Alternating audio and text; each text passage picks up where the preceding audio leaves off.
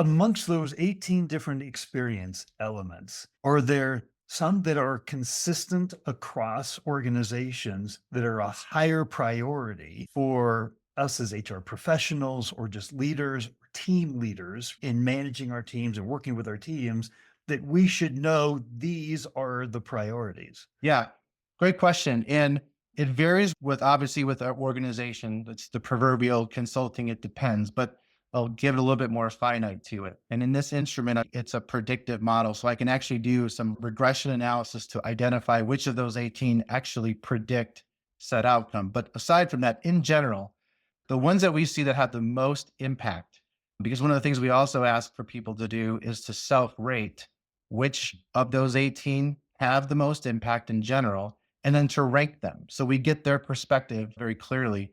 Those five tend to fall around the same sort of cluster, if you will. One is definitely the manager or who I work for. That has a massive impact on someone's overall experience. Two, the support and resources they are given to do their job, whether that's technology, whether it's training, whether it's tools, et cetera. So what they need to do their job.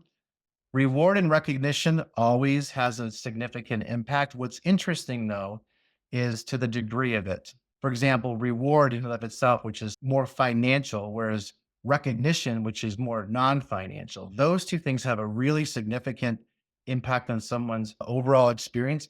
And then benefits that they're provided. So benefits tend to be, again, across the 18, if you will. So who I work for, the resources I'm provided, reward and recognition, benefits, and then opportunities I'm given to whether that's develop or promote, et cetera. They all have impact, but they vary in certain percentages and degrees. But those five tend to be the ones where we see the most impact, both predictively as well as self-rated in terms of importance. Is it within those 18, a lot of times we talk about we have to give freedom to our teams to make decisions, can feel like they're not just a cog, but their opinion is important and they could actually contribute and make a difference. Is that anywhere in the Yep. 18?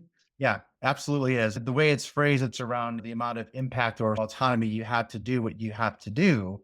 And that certainly has an impact in the overall experience as well. It varies again by organization and culture, if you will, but that definitely has one the impact. And so, even as you're asking the question, I think you're going through the same process, which is okay, if I think about where I've worked, these are things that are just, they come to mind because they are part of the experience and they're pretty standard across the board. So, I'm not arrogant enough to sit here and say, yes, these are the 18 and this is the measure and this is the metric.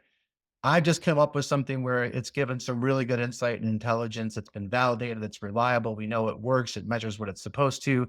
But more importantly, as a leadership team, it's going to give us the insights and intelligence to go do something now. We are going through that process of reviewing all the data. And I'm going to be able to share with my entire organization, this is where you all said you are. This is where you all said it isn't impacting. This is what we're going to do to impact that and give back in that psychological contract that you've been heard. We're going to acknowledge and we're going to do something about it because people are the business.